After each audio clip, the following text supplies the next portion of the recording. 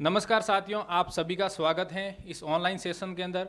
आज के इस सेशन के अंदर हम जो हमारे साथ में मौजूद हैं पन्नाराम जी, जो भूगोल लैब असिस्टेंट से फाइनल सेलेक्टेड हैं और साथ ही साथ जो भूगोल फर्स्ट ग्रेड सेलेक्टेड भी हैं। तो इनसे कुछ हम जानकारी प्राप्त करेंगे कि कैसा इनका लैब असिस्टेंट का सफ़र रहा और इन्होंने साथ ही साथ कैसे फर्स्ट ग्रेड हैं उनकी तैयारी की। तो सबसे पहले पन्नाराम जी, आप सभी आपका स्वागत है। तो आप अपना परिचय बताइए कि आप हैं वो जो लैब असिस्टेंट की तैयारी की है, आपने ग्रेजुएशन की है वो कहाँ से की है, स्कूल हैं वो कहाँ से की है। सबसे पहले तो सर आप सभी का धन्यवाद सर्वोदय कैरियर इंस्टीट्यूट का, जिन्होंने मुझे अपने इंटरव्यू के लिए मुझे बुलाया। और दूसरा मेरा परिचय, मेरा नाम पन्नाराम चौधरी है। मैं बाड़मेर ज़िले के छोटे से गांव गंगासरा सरली से बिलोंग करता हूं। रही बात मेरे एजुकेशन की, तो 10th और 12th मैंने यहीं बाड़मेर से ही प्राप्त की। बीए ग्रेजुएशन करने के बाद बीएड किया और एमए किया। उसके साथ में ही जब मैं फर्स्ट ग्रेड की तैयारी कर रहा था, उसी समय लैब असिस्टेंट की वैकेंसी आई और मैंने लैब असिस्टेंट की तैयारी शुरू की थी साथ में। आपके लैब असिस्टेंट में कितने मार्क्स आए थे। लैब असिस्टेंट में कुल 300 में से 258 नंबर थे मेरे, और मैं राजस्थान में ऑल आर सेकंड टॉपर हूँ। बिल्कुल बिल्कुल, यहाँ पे बैनर पे लिखा हुआ है सेकंड रैंक और यहाँ पर रोल नंबर भी लिखे हुए हैं। जो पन्नाराम जी हैं लैब असिस्टेंट भूगोल से सिलेक्टेड हैं, इन्होंने राजस्थान के अंदर पूरा यानी कि सेकंड रैंक है वो हासिल की है। तो अभी मैं आपका जो आपको एक क्वेश्चन पूछूंगा कि लैब असिस्टेंट का ख्याल कैसे आया और कब आया और तैयारी की रणनीति आपने कैसे की। बिल्कुल सर। जब मैं लैब असिस्टेंट की तैयारी के मेरे दिमाग में विचार नहीं था पहले। जब मैंने फर्स्ट ग्रेड की तैयारी शुरू की थी, तब साथ में लैब असिस्टेंट की वैकेंसी उसी समय आई थी, और मुझे इसका ज़्यादा जानकारी नहीं थी। जियोग्राफी लैब असिस्टेंट की वैकेंसी पहली बार आई थी, और मैंने जब इसका अध्ययन किया तो पोस्टें भी इसकी कम थी। तब किसी ने कहा कि पेपर आउट हो जाते हैं, वैकेंसी इस हिसाब से हैं, कम पोस्ट हैं, तैयारी करनी नहीं है, छोटी भर्ती हैं वगैरह।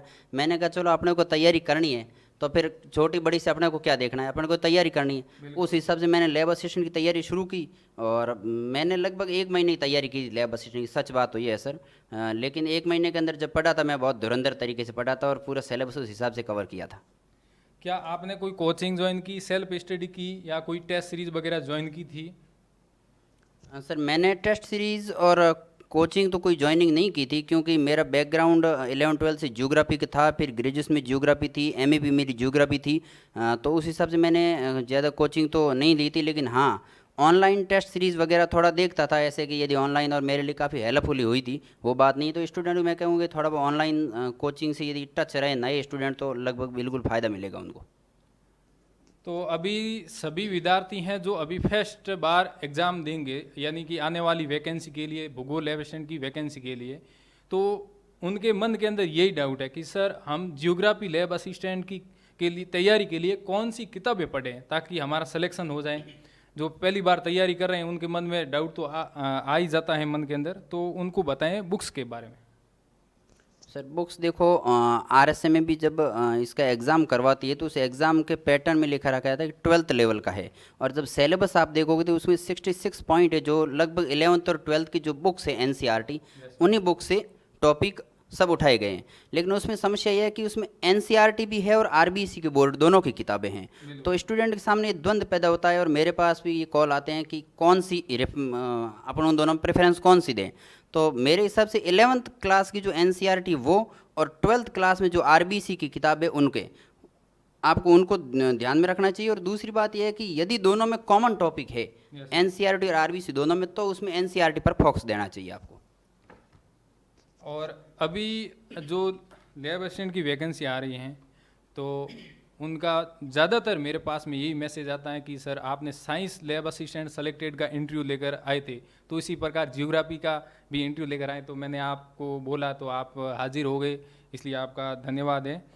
अभी मैं आपसे ये पूछूंगा कि आपने तैयारी करने की रणनीति कैसे अपनाई थी, और जो तैयारी कर रहे हैं ना अभी जो वैकेंसी आएगी, तो उनको ये बताएं कि आप हैं वो तैयारी कैसे करें, उनको बताना है। तैयारी की रही बात, तो सर देखो लैब असिस्टेंट जियोग्राफी में पोस्ट हैं एक तो सीमित आती है, और सीमित पोस्टों के अंदर अपने आप को एग्ज़ाम फाइट करके फाइनल लिस्ट में सेलेक्शन करना बहुत काफ़ी रोचक है। लेकिन उसके लिए आपको रणनीति ये है कि यदि रणनीति से काम करोगे 3-4 महीने की है, ज़्यादा इतना बर्डन है नहीं, क्योंकि 11-12 की किताबें हैं, और 11-12 के जो जियोग्राफी में स्टूडेंट रहा है वही लगभग इसमें फॉर्म अप्लाई कर सकता है। तो 11-12 की किताबों को प्रेफरेंस देना है मुख्यतः। दूसरी बात यह है कि शॉर्ट नोट्स, अपने हैंड नोट्स हाथ से बनाने हैं, और 11-12 की किताबों के अलावा किताबों कुछ भी बाहर से आ जाए, चाहे टेलीग्राम पर आ जाए, व्हाट्सएप पर आ जाए, बाहर से आपको एक्स्ट्रा कुछ भी नहीं पढ़ना है। मुख्य रूप से एनसीईआरटी पर फोकस करना है।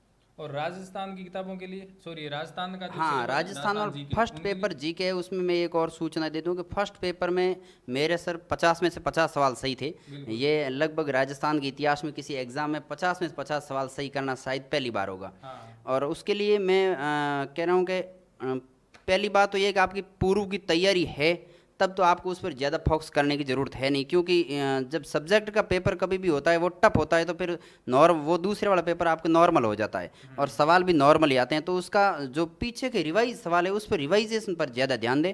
और यदि पहले से तैयारी कंप्लीट नहीं है तो फिर 9th से 12th तक जो आरबीएससी की राजस्थान अध्ययन की बुक्स आती है, उन बुक्स पर आपको ज़्यादा ध्यान देना चाहिए, और उसके बाद में कोई ऑब्जेक्टिव एक किताब ले लेनी चाहिए जिसमें पिछले सालों के सवाल है वो रिकवर करती हो, उनको आपको ध्यान से पढ़ना चाहिए। यदि कोई ऐसे गाइड पढ़ना चाहता है, जैसे राजस्थान जीके के लिए जो फर्स्ट पार्ट है उसके लिए कोई गाइड भी पढ़ सकता है क्या, ऐसी कोई ठीक लगती है तो? हाँ बिल्कुल, गाइड पढ़ सकता है। यदि कोई आदमी किसी, अभी तो वैसे वैकेंसी अपने सामने विज्ञप्ति है नहीं, और अतिशीघ्र आशा करते हैं आने वाली है, लेकिन उससे पहले टाइम है तो फिर लक्ष्य जैसी कोई भी एक बड़ी बुक ले ले ढंग की, और उसके अध्ययन करे, और उसके बाद में कोई भी एक ऐसी जिसमें रिवीजन सवाल हो पिछले सालों का आए हुए, उनको उस कॉन्सेप्ट के हिसाब से कौन सा टॉपिक पढ़ा है, उस टॉपिक में कैसे सवाल बन रहे हैं, और किस हिसाब से आरएसए में भी बोर्ड पूछ रहा है उस हिसाब से सवाल सॉल्यूशन करता रहे, तो लगभग हो जाएगा अच्छे तरीके से।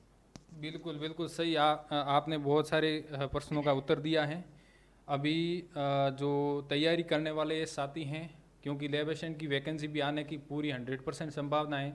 आपको भी लगा होगा, आपने भी देखा होगा, पिछले 1 साल के अंदर, 2 साल के अंदर नए कॉलेज भी बने हैं, बहुत सारे जियोग्राफी के पद भी स्वीकृत हुए हैं, और बजट के अंदर 1 लाख पदों का वर्गीकरण भी आने वाला। तो क्या लगता है आपको, कब तक क्या आ सकती है वैकेंसी? सर वैकेंसी की बात है तो वैसे 200 प्लस वैकेंसी तो लगभग स्वीकृत है कॉलेजों में।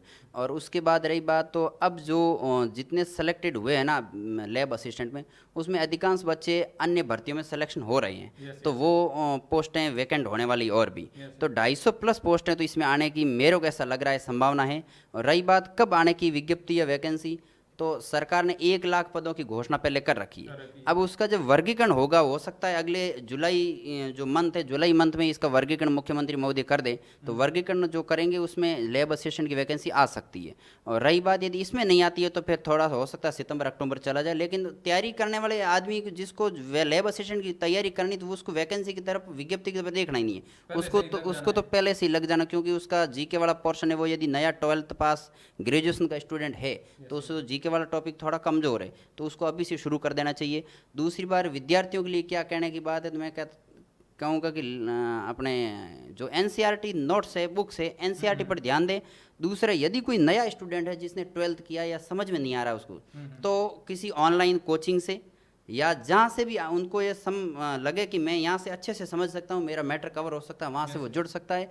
और मतलब कहने का मतलब ये फाइनल कि कहीं से भी जुड़ो, अपने का मुख्य उद्देश्य लैब असिस्टेंट परीक्षा पास करनी, कैसे भी करो, लेकिन रणनीति बढ़िया होनी चाहिए, नोट्स बनाने की कैपेसिटी होनी चाहिए, और रिवीजन पर बहुत सबसे ज़्यादा रिवीजन पर जोर देना चाहिए।